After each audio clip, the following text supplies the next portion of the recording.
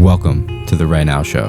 My name is Zach Day, and on the show we have real, deep, and unfiltered conversations. When I thought I was gonna die, I thought of one thing, bro. Not the things I did do, but the things I didn't do. If you love yourself enough, then you're gonna call yourself out. Don't ever let the false sense of fear interfere with your life. The purpose of this show is to help you gain perspective on life, to help you become more intelligent, and to inspire all the people out there that are complacent with their life right now to get up and actually go for your real dream.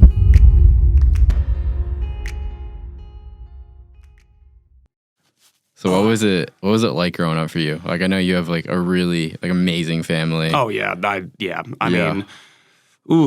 mean, you can't really ask for much better. Yeah. Yeah. Like, 100%. I mean, yeah, I don't know how much time you spent on that Lizicki side of that family, but I mean, a little bit. Yeah. Some of the holidays I've been there. Yeah.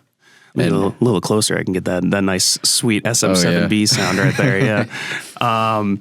But yeah, man, it was great. I mean, I was definitely a pretty shy kid growing up, and my parents will tell you this too, but they like, you know, like I have my cousins, like, I don't know if you remember Matt and Caitlin and Amanda and Ross, those guys. Yeah. So like, I obviously love the shit out of them, but they were definitely like the outgoing bunch for sure. I'd be in the corner like playing on my DS, playing Pokemon, you know, but it was great, man. I mean, we had so many family gatherings, birthday parties, you name it. We had my grandma, you remember Nana Rita? Like I do. Yeah, God bless her soul, man. She was 101. Oh my god. Yeah, like jeez, man. That like she was one heck of a woman. Because I mean, it was the Jeopardy. We always made the joke that she lived and breathed off of Jeopardy. Like whenever we go see her, like we'd be there, and I'm like, man, I got pretty good at that just by hanging out with her a little bit.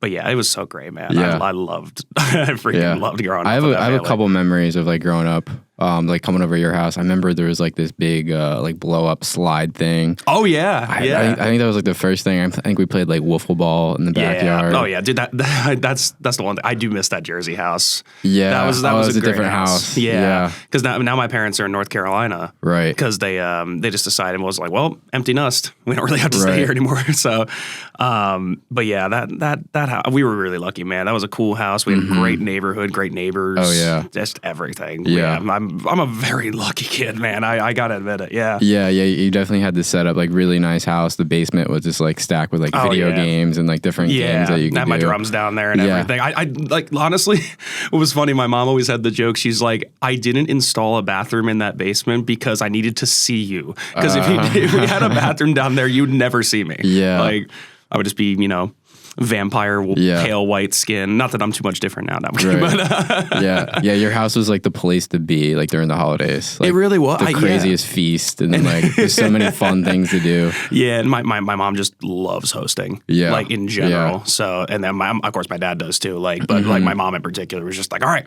She gave us all missions. She's like, all right, you're going to do this, and this, and this, and this. Yeah. And then within 3 hours, we had everything ready to roll. Yeah. So, yeah. Your mom and your dad, like, they're amazing people. Your sister, too. Yeah. Oh, yeah. Just amazing. Yeah. She's out. Yeah. She's out in Ohio now. She's doing, that's cool. She's working for JP Morgan at an apartment complex. Yeah. Freaking the past like 2 weeks for her has been a whirlwind. They had tornadoes out there, like for the past like week. Mm-hmm. Yeah, like, and of course I'm getting texts of her. She's like 5 a.m. That's crazy. And she texted me. She goes, hey, so you were really obsessed with tornadoes when you were younger, and I'm like, yeah, I kind of still am. Like, I've always been like a weather junkie. I don't know why. So when I moved down here and there was like a bunch of severe weather down here, I'm like, oh, this is kind of cool. I can like actually use my little bit of knowledge I have. But she texted me. She goes, hey, so what is when a tornado siren goes off? What do I do? And I'm like, first of all, get in your bathroom. Don't go near any windows. Really? Yeah. But she was like, yeah, I saw like green clouds and everything. I'm like, okay, yeah, bathroom, don't move for an hour. Like bathroom in the tub? Yep, in the tub. Yep, really? That is the safest place to be during a tornado. Not a basement? No, well, if you have a basement, yeah, that's great. Mm-hmm. Depending on the strength of a tornado, because like basically there's the Fujita scale, which measures strength and like devastation. Yeah. And it's like, okay, like if it starts at F0, which is like just your little tiny little winds. Yeah. But if you get to like F5, it's like 200 plus mile an hour winds, and like it can literally strip a home off its foundation. Oh my God. So like if you're in a basement, like yeah, it could help you, but if the foundation's coming up, you might be screwed. You'll go with that. Yeah. But how would the bathroom help? So the bathroom helps because you have walls without windows, number one. And number two, in a bathtub, anything ceramic, if it gets ripped up, it won't break unless you get thrown. But I mean, hey, you'd rather, land on something else than flat ground if you get picked up. But yeah, no, there's stories upon stories of people being like, yeah, bathtub saved my life. Dang. So it's just for some reason it works. Yeah, there's tornadoes here, right? Oh yeah. I remember. I mean, not that long ago. I think. Honestly, yeah. Like I could very confidently say that the turning point of my adult life, I guess, like it was senior year at Belmont University where I went to school down here in 2020, 10 days before COVID. Yeah. So. I had just played a show with some of my best friends and in a band we had in college. And it was great. Like, no joke. We had a record executive there. Like, it was one of the best nights of our lives. Like, we thought, like, wow, it just went so great. He was in contact with us. And then we get home around midnight, 12:30, and I'm loading my drums back into the house, and I hear tornado sirens going off. I'm like, uh-oh. But at the same time, I'm like, oh my God, wait, I've never seen the tornado up close. And me being all obsessive, I was like, oh, I want to peek outside. I don't want to be dangerous or anything. An EF4 tornado, which is the second strongest a tornado can be, oh my gosh, starts ripping through downtown Nashville. And me being the dumbass I am, I stood out on our porch. Now, I want to set the scene for you. So that this house we were in college. We didn't, pay too much attention about where we were living. Yeah. Turns out we had like freaking rats living in it. We had mice everywhere. It was a glorified cardboard box. Like this house was not built well at all. Like the walls were paper basically. If a tornado hits this house, we're done. Oh yeah. We're all dead. Oh yeah. So I go outside and I'm like, okay, I got to at least get my drums inside. Just God forbid something happens to my car. So I'm just sprinting back and forth. Yeah. And so sure enough, I hear it. I can't see it, but I can hear it because it's pitch black at night. And all of a sudden I hear this earth-shaking boom, and I see a huge plume of fire go up into the sky, and it's something out of a movie. Like it lights up the tornado, and it's like a mile wide. I'm like, oh my God. I am terrified, but this is the coolest thing I've ever seen in my life. So I'm going to go inside. So it turns out it was going through a tiny little airport, and it took up 2 planes, and the jet fuel lit up the tornado. I was like, oh my God. And we lost power like instantly, basically. We didn't have power for like probably a week and a half. And the day we got power back, the day we all stopped living on our friends' couches and everything, March 14th, 2020, COVID. Yeah. So, yeah, you could say that was the turning point of a lot of our lives right there. Yeah. So that's nuts. Yeah, man. That was a scary, but just a big old holy shit day. Yeah, that's just the only way I can describe it. Yeah, that's too funny. Yeah. So what was like the moment where you knew you wanted to play drums? When I saw my dad do it, like straight up like that. When I saw my dad bring home his gigantic drum set, I think it was like 10 or 11 maybe. So he had brought it back. So he grew up in a funeral home up in North Jersey, where he literally kept his drums. That's where he lived growing up with his mom and dad. They ran a funeral home, and he lived basically upstairs. Oh, wow. But he kept the drums in the basement. So one day he decided, he's like, hey, I'm going to take it back to the house and put it in this little side room we have in our basement. I don't want to speak too much out of turn because I don't remember it too well, but I from what I remember, I basically was just so fascinated by it, and I would sit and watch him play a bunch of Rush songs, and I was like, I want to do that. That's cool as hell. And I think my parents had just bought me one of those starter guitars, and I did eventually, end up playing a little bit of guitar, which is great. Yeah. Like later in life, like right now, but yeah, he just like, hey, I can teach you like a little bit. And then one thing led to another. And make a long story short, I ended up going to the School of Rock program. You remember School of Rock, right? School of Rock? Yeah, so do you know the movie, the Jack Black movie, School of Rock? Black movie. I remember Camp Rock. Yeah, honestly, they're not too far off, but close enough. Right. But School of Rock still is a program, like an after-school program for kids from like basically any age really up until 18. So it's like a summer camp just with like band stuff? It's a summer camp that goes year-round basically. Oh, okay. But we did like themed shows, and you get like private lessons. So basically, when I first joined School Rock, I think it was 12 or 13. It was out in Princeton, so it was like a good like 45 minutes away. So my parents were driving me back and forth to this place, but they knew I loved it. Like, because I was like, I'm getting performing chops up. I'm getting to hang out with other people, because like I had like really close friends. Don't get me wrong, sure. But not a lot of them were like as obsessed with music as I was.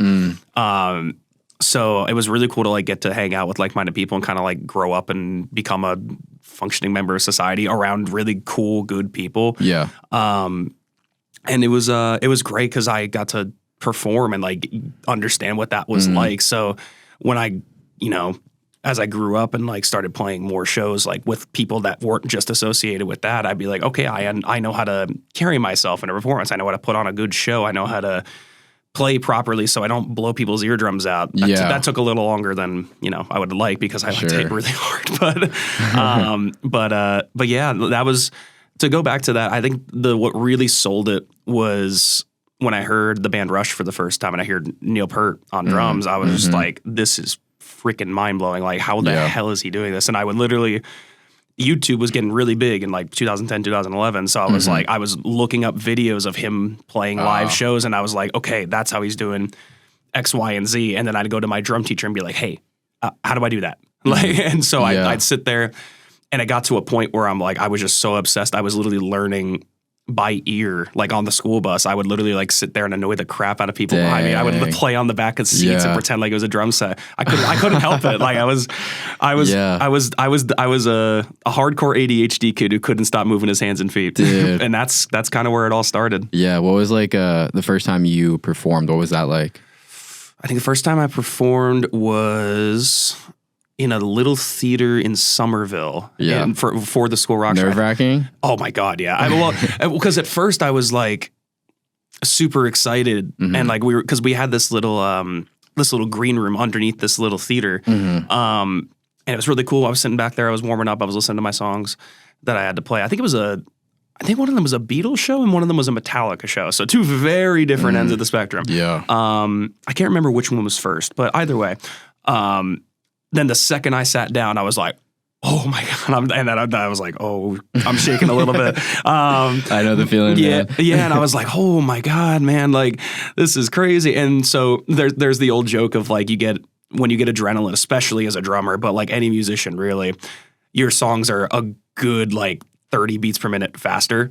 And so you just start flying through these songs. And especially those Metallica songs that are already fast. Right. I'm flying through. The guitar player can barely keep up. Like, I was like, and after that, I saw videos of myself. I thought I did great. And my dad was looking at me. He's like, man, you flew through those songs. I was like, did I? I didn't even notice. Yeah. And it's still to this day, I mean, every time I sit down at a drum kit, and I've done it hundreds, maybe even 1,000 times at this point, you still get a rush of adrenaline, even if there's two people there. Yeah. Mainly for me, just because I'm obsessed with drumming. I'm obsessed with music. It's what I genuinely love to do. And you can tell when you're performing. I've seen you a couple times. That's it. But like the emotion that you have on your face, and like the vibe and the aura. Yeah. Dude, you're just like so in the moment. Like there's just no way around it. It's so cool. Yeah. No, and like no matter, it's funny. I've had like sound engineers come up to me and just be like, hey, can you pull back like just a little bit? I'm like, yeah, I'm sorry. Like, and like it's so hard because I'm like, I just can't help it. I'm flailing away like every chance I get. So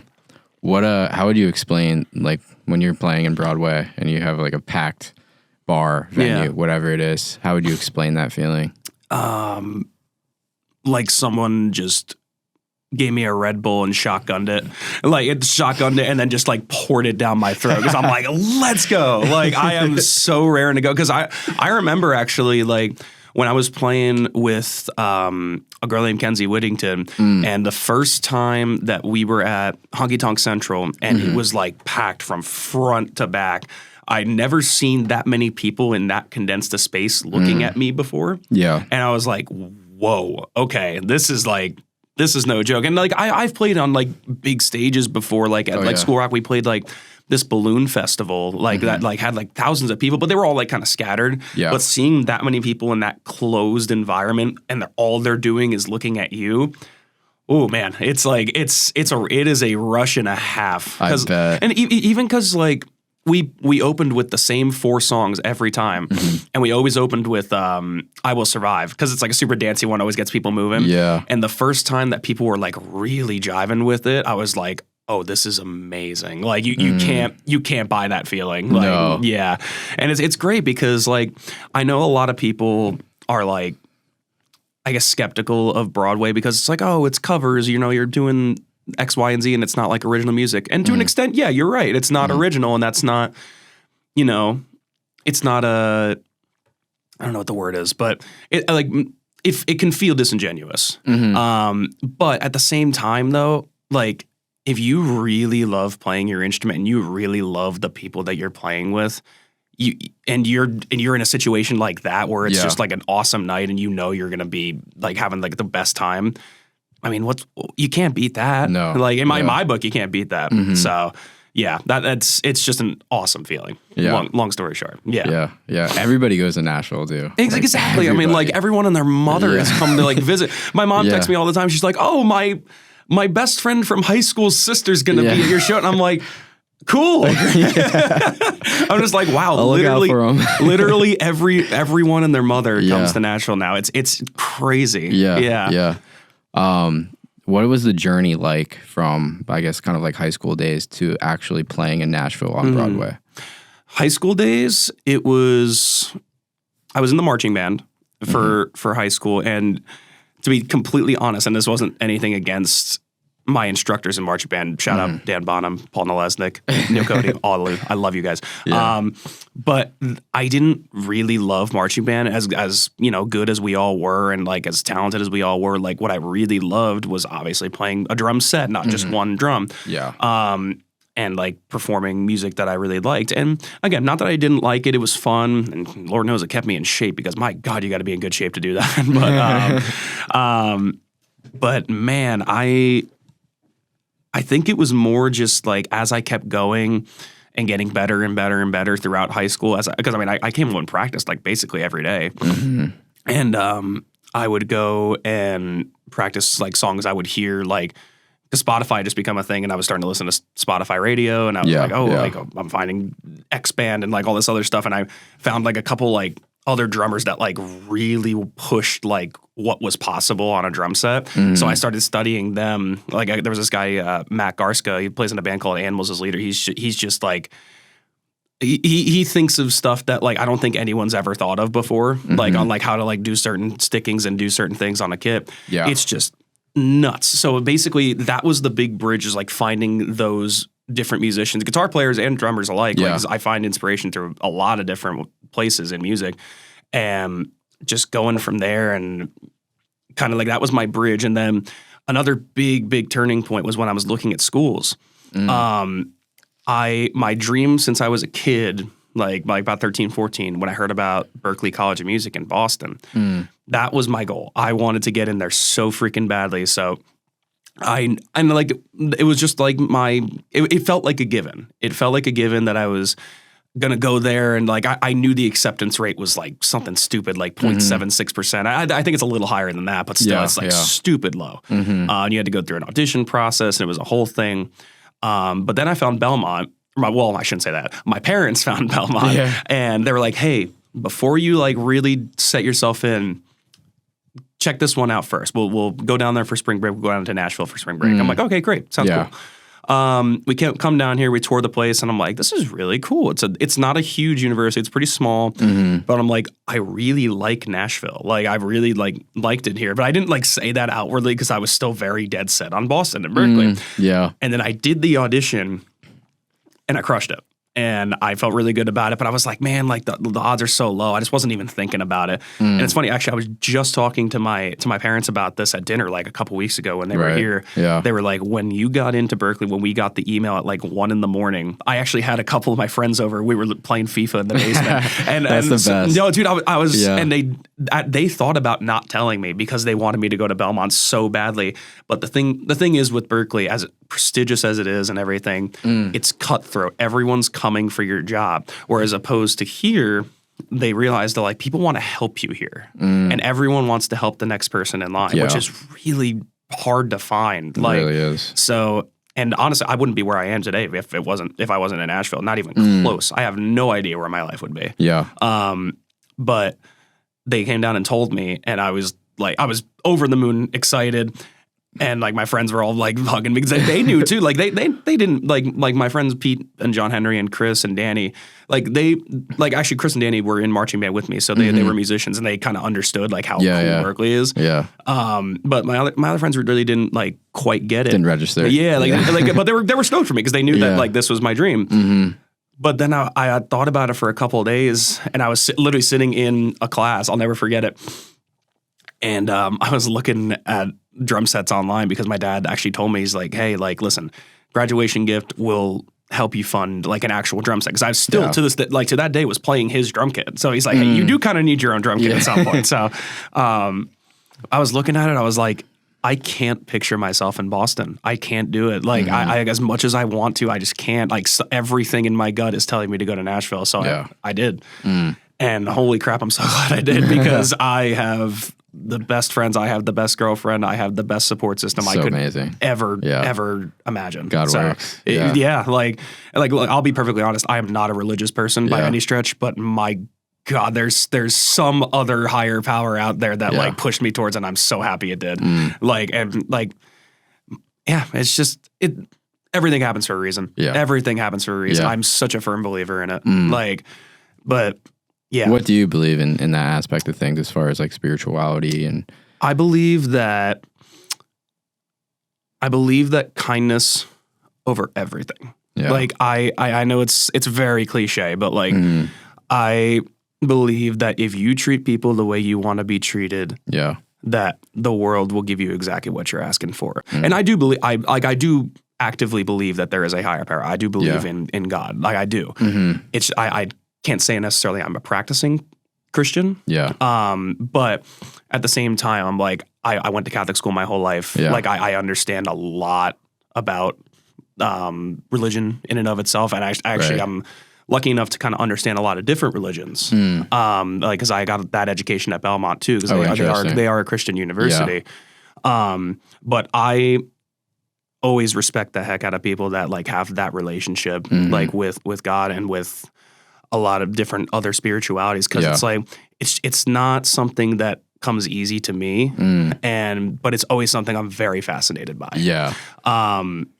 And I found it to be like one of the things I talk about the most, because it's like the deepest thing that you could possibly talk about. Like what happens after you die. Oh yeah, like that. I actually literally I have this necklace that I just got that my girlfriend got for me.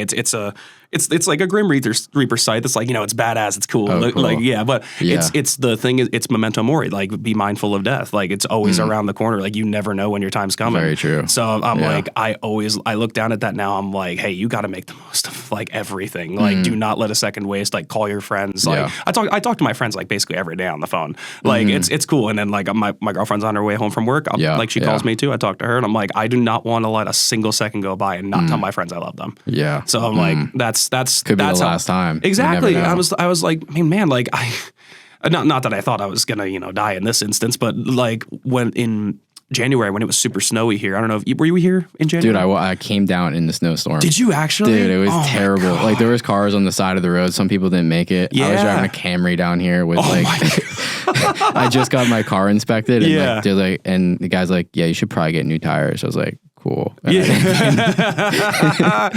Oh man. So what's funny is this isn't funny. This is scary. But January 16th, the snowstorm, the day after everything hits and the roads all froze. Yeah. My girlfriend had left her car at a friend's house because she'd never driven in the snow before. And I was like, I'll tell you. And she was stuck at a friend's house. I was like, I'll tell you what. At the time I had this big Toyota Highlander, had snow mode, 4-wheel drive, good tires, everything.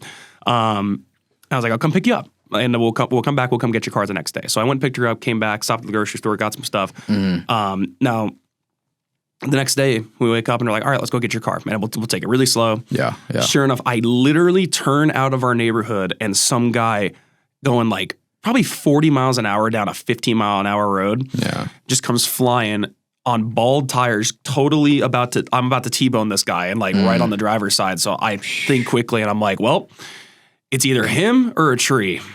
I took the tree.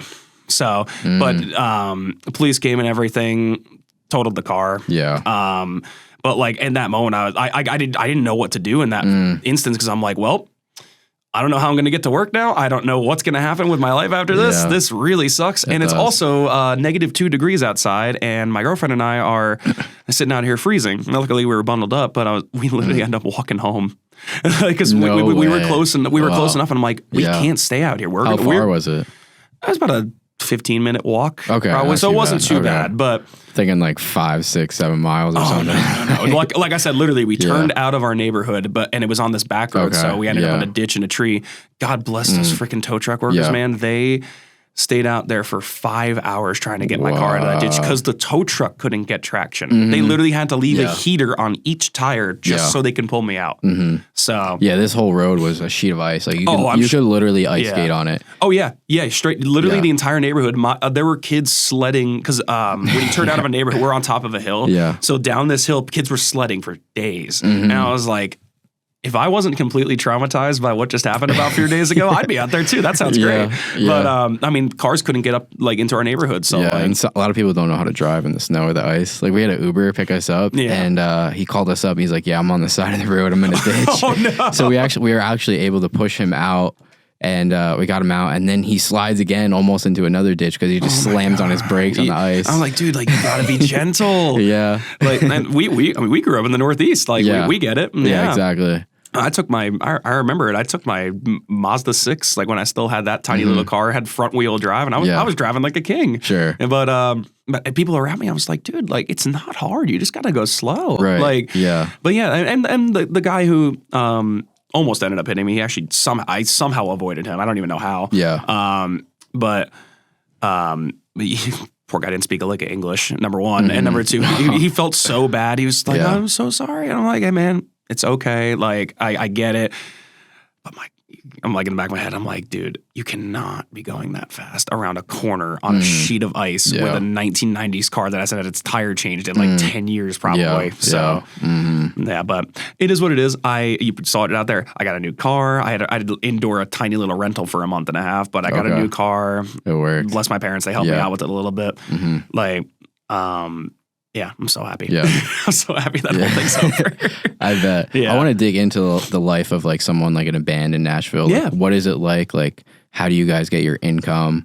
How does the, like, you know, you're booked at like different venues. Like, how does that work? Like, what is the music industry here like? Like, how do you work your way up? Yeah, so I got a little lucky in terms of how I got onto Broadway because at the time, like I said, COVID was a big kind of turning point, and when I went to school and like we quote unquote graduated from our homes, like when we got our degrees, I was still doing. I was actually teaching at the Nashville School of Rock because I love kids, I love teaching, I love all that, and I still do, and I'd still like to do it again. But I was doing that, and then I was talking with my parents. And they were like, "Hey, like you should consider like getting something a little more secure, like with benefits and stuff." And the nice part about the degree I got was a music business degree. So it's a actual business degree that just happens to have an emphasis in music and audio engineering, which is great. Yeah, perfect. And it's like that's what I'm saying. I'm like, if you want to go to Belmont, do the music business degree. Don't do. I mean, not that don't do a commercial music degree. Like if you really want to do it, do it. Yeah. But like. You can't beat that. It saved my skin, like 100%, because I got a great job at a company called Eargo. They're like a Bluetooth hearing aid company. Really fascinating company, actually.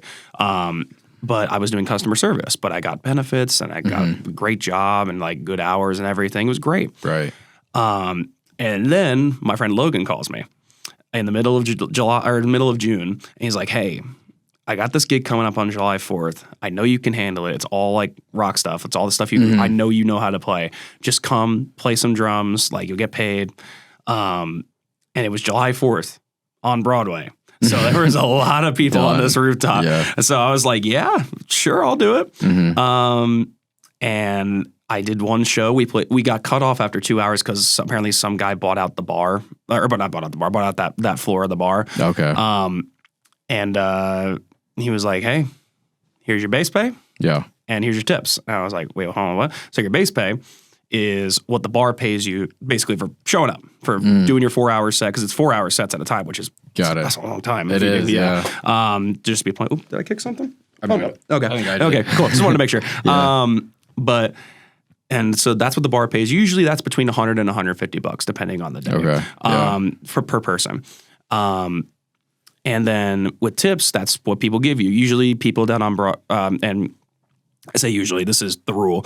Like each band asks if you request a song for $20 because that's split 4, sometimes even 5 ways. In my case, it's 5 ways because that's the main band I play with is a 5-piece. And you know, it's how we make our living. Like that is literally how like we survive, how we pay our bills. Yeah. So if we have a slow night, it's like, I mean, hey, you make some money, it's cool. But like you have a really good night. Like I was telling you about that one night, it was super packed at HCC. Like we walked away with a lot of money per person. Like there was one night, I'll never forget it, where we made, I think, my entire month's rent in one show. But then there were other shows where I was like, that's not even a tank of gas. Yeah. Like, so it's really all over the place. But that's why when people are like really rude about it, it's like, oh, $20. Like, what are you guys trying to freaking financially kill me with this like one song? I'm like, no, man, like think about it. Like really stop and think about it for a second like that. Like, you know, you just got to be like, if you're coming to Nashville to visit, be prepared for that. Like that's just the general rule. It's not my rule. It's not my front woman rule. It's just the rule. It's just what people ask for. It's how we live. Right. But to answer your question though of how to, you know, kind of go up from there is I just kind of made the decision. I called my parents, I called my girlfriend. I'm like, hey, they're offering me this position, like this gig, like full time basically. They're like, hey, like we're small right now, but like we can grow. And boy, did we grow. Yeah. And they were like, well, this is risky as hell because you're leaving behind benefits and really good things. But I kind of made the realization, I'm like, I'm making the same amount, if not more, if I play my cards right. And was that like the dream though? Not exactly, but I'm very happy I did. And because my dream has always been like, I want to tour. I want to be in a studio and make music. And I'm still, you know, I get to do like definitely some of the studio stuff. I get to play live shows with friends and stuff. But I'd love to be on the road. I want to see the world while playing music. That is my goal, like ultimate goal. Well, I think this is a great step. I mean, this is like in my opinion, this is the step. Yeah, like, it's probably the best step you could take. Exactly, because I'm like, I mean, let's face it, Jersey doesn't have this. Like, there's almost nowhere. Like, you could argue New York or LA, but like I said, cutthroat. It's cutthroat. No one's there to help you. Like, you got to like really pound the pavement out there if you want to try. And like, you still got to pound the pavement here, but at the same time, like I grew. My name grew from just being a good person to hang out with and a good person that like just knows their stuff. Yeah. Like, because if you show up if you show up and say like, oh yeah, I know your stuff, and you don't, word travels very fast. Yeah. And I'm not saying you get blacklisted or anything, but my first show was like, it was good. Like I knew my stuff, but they knew they're like, hey, like I know you're going to like go home and learn the rest of this. I'm like, yeah, you bet your ass I am. Like, and I did. And I learned the set and I learned different like tendencies of like what we like to do to like make the show our own. And it just grew from there. Luckily enough, I have like really good chemistry with everyone in all the bands I play with now. Like, do you always play in the same band? Not always, because I'll just explain it like this. I have my set schedule as of today is Thursday, Friday, Saturday, Sunday, all closing shifts. Thursday and Friday are at a bar called Snitch in Printers Alley. I've heard of it. That's where I tried to go see awesome. You. Yeah, Snitch is really cool. Great. It's a cool place. And Thursday night is with Monty and the Monsters. That was the band I got the call in that July 4th gig. That was my first band. Like, still, we all play together to this day, and it's awesome. It's such a cool band. I love everyone in that band. And then Friday night I play Snitch again with a different band called Clever Alibis, and that was I was telling you about with my friend Kyle, who has that podcast, Nashville for Nobody's podcast. Go check it out. But he had a slot open at one night, and he's like, hey, I'm a pop punk like centric band like person, like I want to like really do that, like Blink-182, Jimmy Eat World, like that sort of thing. And that's another band I really grew up liking, so I was like, I'll give this a shot. We did it, and just night one we were just like, this is awesome. Like we had just a great group of people like right off the bat, like, and that's the thing, sometimes a bar will call someone and say, hey, can you put together a band just like a band that can do a good party night on a Friday night. Yeah. And he was like, he scrambled together me, so another guy named Steven, and a girl named Anna at the time. And it just went over so well. So we've kept that Friday shift ever since like, I think in summer of last year. I think we've been doing it since now. And it's great because it's every Friday. There's not been a single Friday I've not done the show. So in order to like play on Broadway, it's just a game of connections and relationships, Everything is connections in music. Literally. I mean, everything's connections with basically everything nowadays, but I mean, I cannot tell you how many times I've gotten just random texts from different numbers, be like, hey, I got your number from so-and-so. Can you play this shift? Unfortunately, usually it's a no because a lot of them are closing shifts because that's where I'm already booked at on weekends. But almost any other time, if someone's like, hey, can you come play 6 to 10 at Kid Rock's third floor? I'm like, hell yeah, I'll do it. Because like, you never know who you're going to meet. You never know like the people you're going to play with. I ended up, the other day, I played with this bass player, is older guy named Eli. And he turns out he toured with one of my all-time favorite bands, like way back in the day. I was like, nuts. What? Like just as a filling guy, but like you never know who you're gonna meet, and one connection will lead to another connection every single time. Yeah. Like, I mean, I can go on forever about how many times people have told me like, oh, I got your name from whoever, and like, it's just how it works, and in every possible way that I've gotten like my name out there, like just from like being a good drummer, like I've gotten so many texts from people now, like being just like, hey, like, can you like listen to this drum track and like give me advice on it? I've gotten that a lot more lately, just because people are like, they trust my opinion, and I honestly I don't really know where that part came from, because I'm like look, I'm pretty good at what I do, like I'll admit it, like I like to be pretty humble, but I'm like I've gotten to a point now where I'm like I know I'm pretty good at what I do, but like at the same time though, like having people trust you to like give an opinion, or trust you to be like, hey, I've never played with you before, but like I know you can handle this, like, can you just show up here and play the show? Like, that's big, man. Like, it made me feel really good one day, where I think someone called me like same day. It's like, hey, can you do this one shift? I'd never met this guy before. And I just showed up. I knew my stuff. Yeah. And still to this day, like, he calls me like all the time. He's like, hey, I know you probably can't, but like, can you do this shift? And I'm like, and it's great because I'm like, wow, I'm like really... The work paid. And that's just going to grow and grow. Exactly. As long as you keep your word and you're trustworthy and you're loyal, dude, it's just going to grow and grow. That's the thing. Just the word is everything. Yeah. Like your good word is everything in music. It really, really is. Absolutely. So, yeah. Now, is there like a place to play in Nashville that's like the pinnacle out of all the places to play?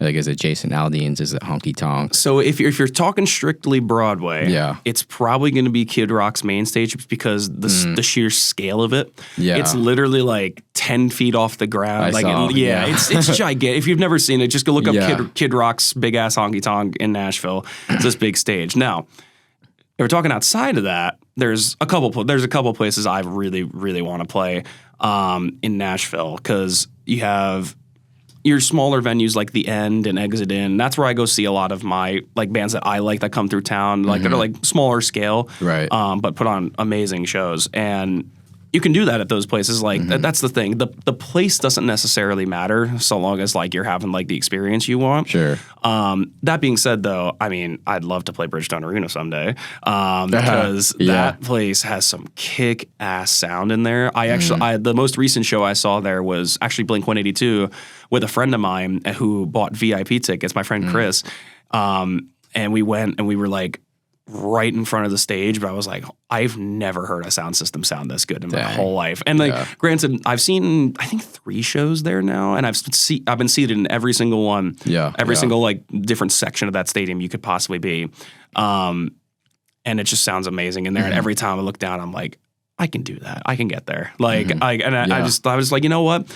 It may not happen tomorrow. It may not happen for a year, but I'm like, I know if I just keep doing what I'm doing, like it's gonna happen. Yeah. What are all the steps do you think? Like, it's just playing as much as you possibly can in Broadway. Is it like there's some like personal branding? Is there just like some like, oh, I got to go to these networking events and make these connections? Is it all that stuff? Yeah, it's a little bit of everything, because I'm very much a firm believer in like just I let what I do speak for itself, because and I'll be the first to admit it, I am not the best at personal marketing. I like to keep my mouth shut. I'm just like I I hate to brag on myself. I really don't. But at the same time, I'm starting to realize now, I'm like, that's also kind of what makes you grow a little bit. Yeah, we're doing it right now. Yeah, literally. Yeah, this is amazing. Yeah.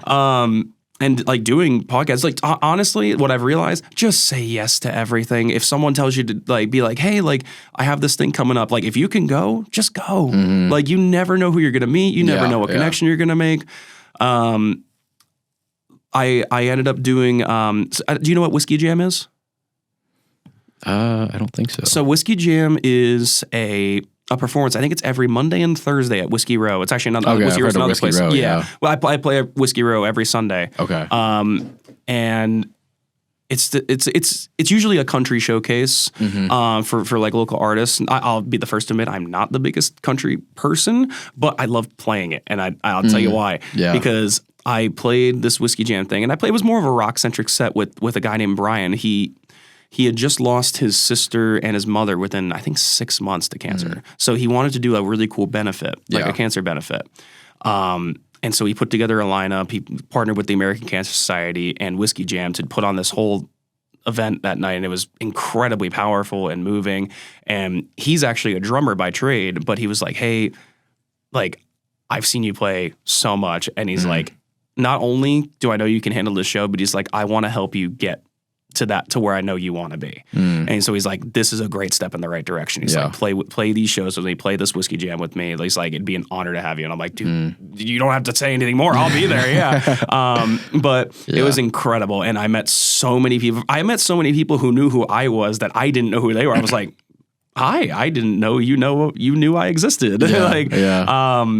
But that's just it, man. Like if that night made me realize, I was like, okay, I'm doing something right. Like doing that, like being part of something way bigger than myself, like, and just seeing all my friends that like friends came out to support, and my family happened to be in town. They were there, and like I was just like, man, this is something special. And all the artists who played that night, like I was like, man, like I don't care what genre of music it is. I just want to be a part of something like this all the time if I can. Wow. So that was really, I was like, that's the step I want to take. But it's all connections. I can repeat it till the freaking cows come home. It is all connection. Oh, 100%. Yeah. But that's, I think it's just say yes to everything. Be a yes man, as cheesy as it sounds, but just say yes. Yeah, because I guarantee you will feel really crappy if you don't. Yeah. So I love that, man. Yeah. How would you explain like playing the drums as far as like the strategy and the technique? Because like from an outsider's perspective, like it's obviously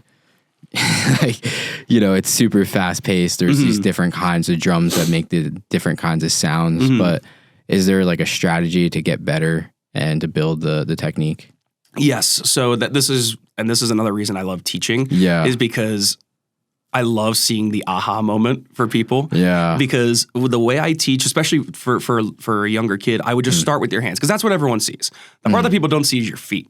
That's where shit gets hard. But with your hands, it's relatively easy. You pick up a couple of sticks and you start making noise. So so the basic premise of all drumming started with, you know, just basic drums kind of just scattered everywhere. But when someone's like, oh, I can put a cymbal on this part, have a bass drum with a pedal on this part, and have your snare drum, which is your main drum, like in where your left hand would always sit is your snare drum. That's where you get to like boom, yeah, boom, yeah, like your main drum basically. So that's the one you hit the most is your snare drum. Right.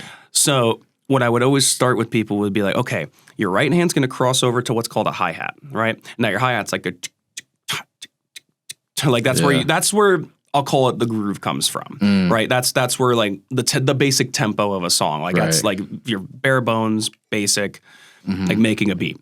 And then you would add your left hand underneath with your snare drum, as I said, and I would just start them with that. So that's like the basic, like if you want to start playing drums, that's where you're going to start with every time, no doubt about it. Now adding your foot on your kick drum or your bass drum as your lowest thing, and you'd use your right foot down there. Then there's also double kick pedals where you use both feet like I do. Like I play a lot of metal music, so like a lot of that has both feet going like Yeah. Like super fast all the time. Yeah. And I incorporate a lot of that into Broadway sets because I'm kind of a lunatic. I guess my question is, how do you know how to play every single song? Practice and a lot of Red Bull. Yeah. I mean, you guys get a song request, like everyone looks at it, be like, oh yeah. Like, no problem. So yeah, and that all kind of comes back to that basic beat because I'm like, okay, especially, and I keep bringing up country, but a lot of country like has this basic like backbeat style, and I've grown to really appreciate it because when I was a kid, I was like, oh, it's boring, it's like this basic thing, but I'm like, I didn't realize how important that was, like to making people dance and like making people feel something, like, because like when you're like really feeling like a backbeat and stuff, like. That's cooler than like doing a whole bunch of craft, like other craft to me now. Like, but to answer your question, like I'll pick up my phone and let's just see what was on my Spotify. So I'll kind of give you a little live example here. Yeah. So let's say, what was in my latest search? Because, okay, perfect. Here we go. Epic by Faith No More. Because we were trying to play this the other night. So that like, that's your hi-hat, right? That's like the thing that's given the groove. So I hear that. I'm like, okay, that's at least the speed of the song. If you give me the speed and the basic rhythm, I can take it from there. And so that's how you break it down. Speed, rhythm. Yeah. Speed and rhythm are your two basically set things that you always got to know. Yeah. And if you know how to play a basic beat on a drum set, like even if you don't do a whole lot with your right foot, if you can just keep a basic beat, you can kind of figure it out from there. Obviously, that takes a lot of training. That takes a lot of skill and memorization. Reading music always helps. I personally don't look at sheet music a whole lot because I learned, like I said, when I was younger, I learned everything by listening to stuff over and over and over and over. And just by doing that so much, I mean, honest to God, there's probably about 1,000 songs that are just Broadway songs that I could probably play at this point. Just from, if I play them once, I'm good. Like if I play it once, unless it's like something a little more complicated, then if I play it once, I got it. That makes sense. Yeah, and there's people who make charts. Like there's a Facebook group on here where people will post like a new chart for a song. Be like, okay, you're especially for guitar players and bass players and keys players have it the toughest because they gotta know a lot more note theory, like your scales and all this other stuff. And I'm like, I know it. Like it's up here, but I'm like, I can never like just look at something and be like, oh, that's an A flat minor 9. I'm like, where the hell does that come from? Like that's so above my pay grade. But that's why I picked up guitar because I want to learn. I want to know. I want to know all the ins and outs of that stuff. But and you sing sometimes? I sing a lot. Yeah. Okay. Yeah, and singing kind of happened by accident. I shouldn't say totally by accident. I did my middle school plays when I was in 7th and 8th grade. I did Joseph and the Amazing Technicolor Dreamcoat, where I was the Pharaoh in 7th grade. Arguably the funniest thing I've ever done. Yeah.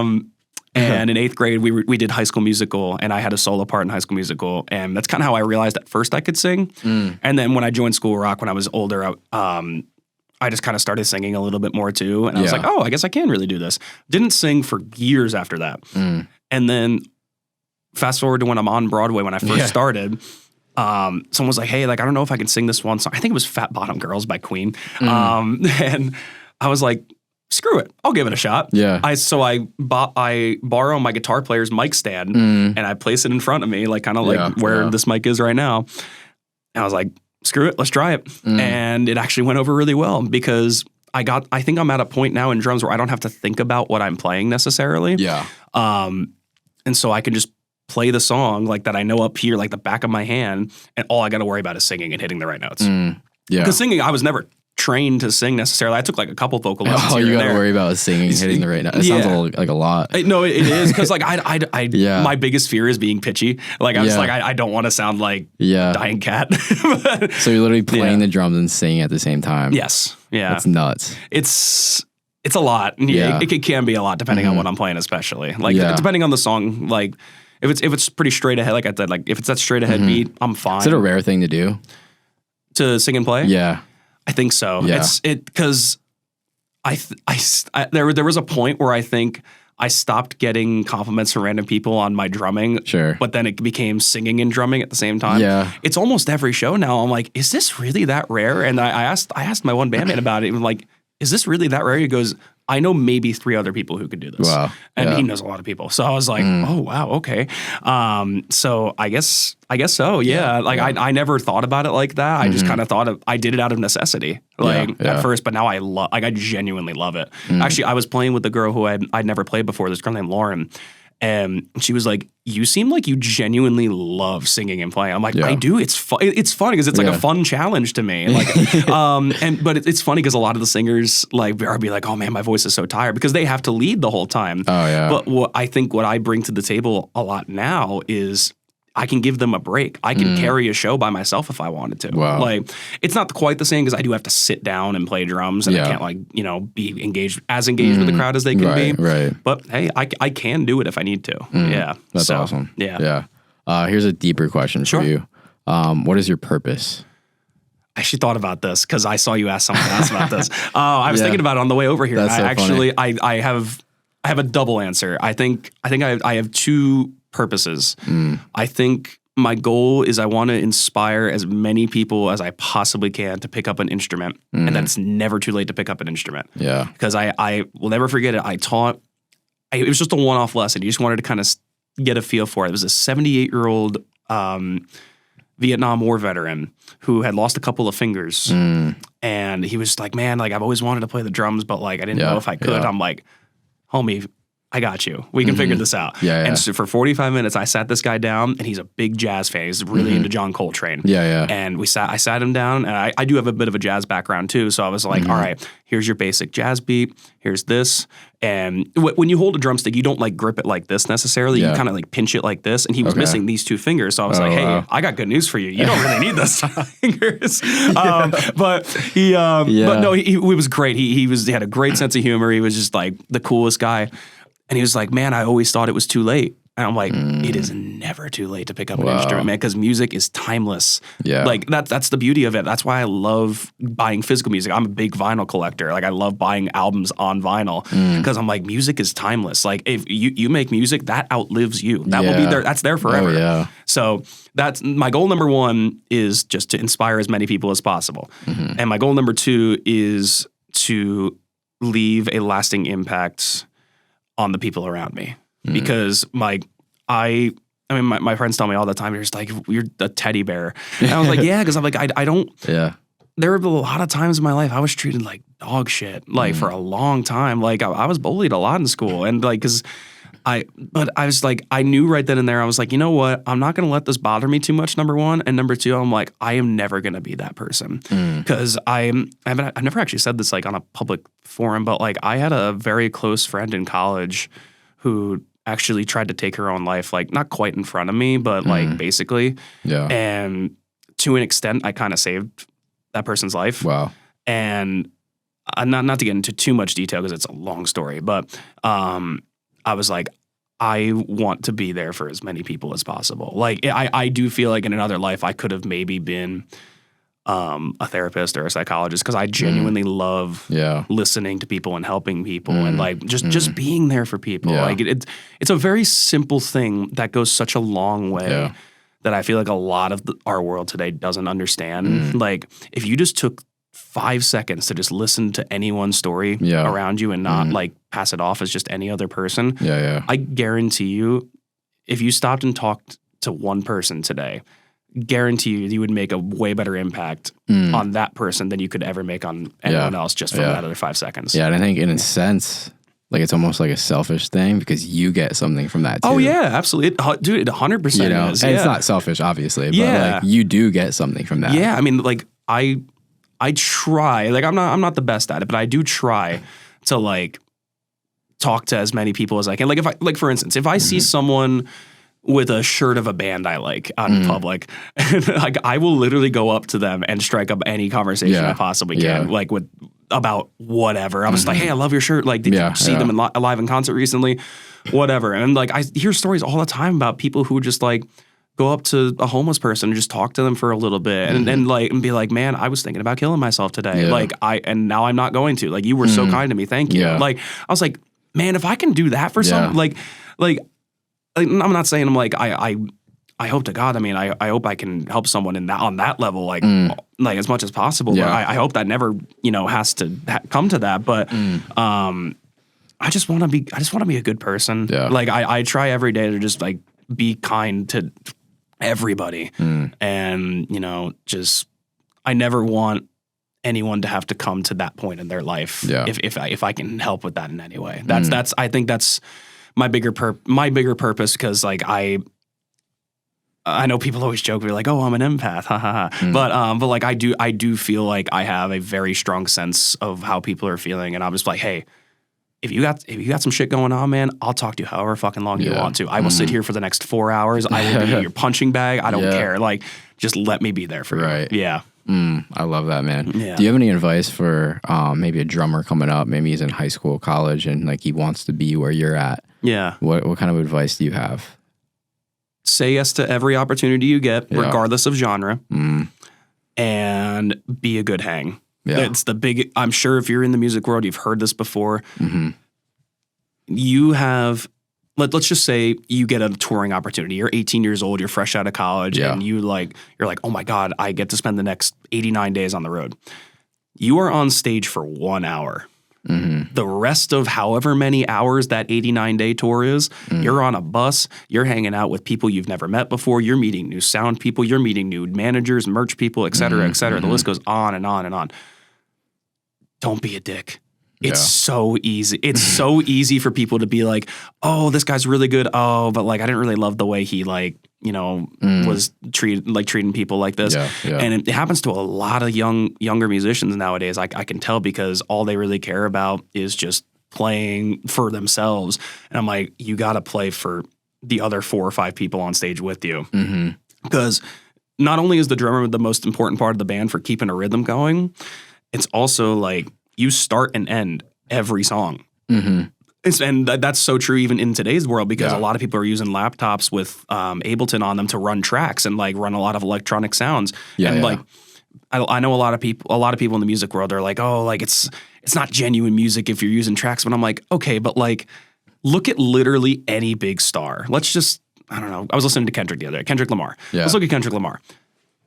I think Kendrick does have a live band that plays with him, but like, someone has to push a button somewhere in there to make his producer tag go off somewhere, surely. So like it's all like there's all so much stuff, but the drummer always starts and ends every song, and usually that's their job in that. So like that's all you really got to worry about. You got to worry about starting and ending each song and playing those songs in between for that 1 hour. The rest of that time, just be a good person. It's so easy to be a good person. It takes so much more effort to be an asshole than it does to like actually just be like, hey man, how's your day going? It's that simple. It really, really is that simple. And I think a lot of people kind of forget that sometimes. And also just like the building of connections and relationships. Of course. Like, obviously that's super important when you're not on set, and then like practicing and grinding, probably staying in shape and all those things. No, I mean, shit, I'll be the first to admit it. I think COVID really kicked my ass, because I put on some weight. I got really out of shape, and I'm literally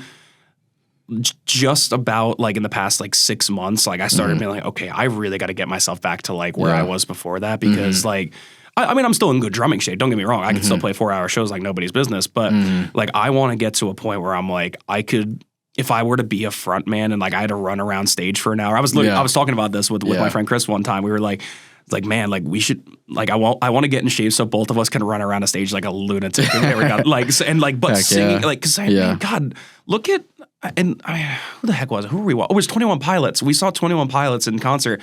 Tyler Joseph, the lead guy, is sprinting across stage while singing songs perfectly. I'm like, that's crazy, man. Crazy. Like that takes a lot of endurance. Oh, 100%. So yeah, definitely. I mean, stay in shape as much as you can. I'm starting to realize now, like, you really are what you eat. I mean, you probably know. I mean, you run a freaking American Ninja Warrior. I'm sure you preach this stuff. So. Actually, man, I'm asking you a question. Because I meant to bring this up. Like, I mean, I'm sure this is cliche as all hell, but how in the world did that all start? Oh, dude. I mean, I think my mom showed me when I was like 9 years old or something on the TV, and I thought the guys were absolutely nuts. Like, they were hanging on by their fingertips with like 1 inch. A lot of them were like flipping off of buildings and stuff like that. And I thought they were like superheroes, but I never really imagined myself doing it. And I was playing baseball for, all those years. Like that was my thing. I was traveling the country playing or, state at least. Yeah. And I ended up like just losing the love for it out of nowhere. And, one thing leads to another. Yeah. And I started just doing flips in the backyard on the trampoline, climbing trees, going rock climbing. And I'm like, yo, I really enjoy this stuff. Yeah. So I ended up building obstacles in my backyard. I built the salmon ladder. It was like the first thing. I remember I nailed it first try, like surprised myself. I'm like, oh, wow, I might actually be good at this. Yeah. And then I went to a competition in Connecticut, and like all the main guys were there on the TV show. And then I surprised myself even more. And like I was like one of the best ones there. Damn. Like I was like 15 years old and I can do every single obstacle. Yeah. So it's just like almost like a God-given talent. Oh yeah. And I mean, that's kind of, we had that same like, oh shit moment. We're pretty we're pretty good at this. Exactly. Yeah. Like, and don't be wrong, I like worked up my strength a lot before that. But I was like, wow, like I could actually go on TV and do this. Yeah. So over the next couple of years, I just went to as many competitions as I could. Yeah. Literally went to California, Vegas, New Mexico, Texas, just all over the country. Yeah. And I was like winning some of these competitions. There was a point where I was winning like half the competitions I went to. Yeah. Like even the guys on the show, because they were competing at these local competitions. Yeah. And then when I was 19, I was a coach at 2 Ninja Warrior gyms. So I just surrounded my life with this. Yeah. I was just addicted to it. And they changed the age limit from 21 to 19 when I turned 19. So I got my shot to compete. Perfect. Yep. Yeah. I submitted my video and just went on the show. I got Rookie of the Year. The first season I went out, got top 10. Oh, I remember. I've seen the clips. Yeah. I did my research. Yeah. So that was the journey, man. Like it just happens. Yeah. Yeah. One thing leads to another. Yeah. No, everything happens for a reason, man. Age limit changing, whatever it may be. Yeah. Yep. It's nuts. Yep. Oh, that's so cool. No, I needed to ask you because I'm like, I mean, we've talked a little bit like beforehand, but I mean, like, I never like, I wanted to know, like, it was like, just how in the world does that even come about? Like, and it's, like, it's one thing leads to another. Yeah. So. And that like adrenaline rush that you're talking about, like, I felt that to the max. Oh, I'm sure. I mean, you said it yourself. You're literally hanging on by 3 fingers, like some of these points. I mean, I don't know. It's that aspect of the things. Like, you get the adrenaline rush from like actually doing the physical elements that are like, some of it is really dangerous, obviously. And then like the camera, the lights, sometimes there's fire shooting out. Like you're getting interviewed on the side. Yeah. So you're sweating and you're like, that was great. Yeah, you get that feeling when like your tongue dries up. That real adrenaline rush. And you just like totally lose yourself in the moment. Oh yeah. Oh, so, trust me, been there. Yeah. Oh yeah. But yeah, that's cool as hell, man. Every time I see that, I'm like, man, I have a distant family member, but a family member no less. So I'm like, who did this shit? That's crazy. Yeah. Like, but yeah, that's so cool, man. I love that. For sure, man. Yeah, I just took over your podcast. It's mine now. But I'm asking the questions here, buddy. I love it. Where can people find you? At Drew_Mechler on Instagram. Facebook, I'm just Drew Mechler. Yeah. Facebook's, for whatever reason, the place that musicians go to for social media. Okay. But I'm on Instagram all the time. Yeah. I think I still have Twitter, or X, excuse me, Elon. I'm on Twitter. Not that I do much on Twitter. I just kind of do that for sports and stuff. But yeah, mainly and then Instagram. You play at Snitch, right? So I'm Snitch Thursday and Friday, 10 to close. Johnny Cash's Bar and Barbecue, 10:30 to close on Saturday nights. Okay. And then Whiskey Row, 11 to close on Sunday nights. That's my main schedule, but I post where I'm playing. So if I do fill in stuff, which I tend to do a decent amount. Cool. I always post it. So sweet. Yeah, I got to come ASAP. Yeah. Oh, dude, please. Yeah, just shoot me a text. If it's a weekend, I'm probably playing. Yeah. So. And I know you'll be touring the country at one point too. That's the goal, man. Yeah. That is the goal. Awesome, bro. But yeah. Hell yeah. Sweet, bro. It's been awesome. Yeah. Thanks for having me, man. Yeah, bro. Yeah, we'll catch up soon. All right. Sounds good, man. All right. Peace.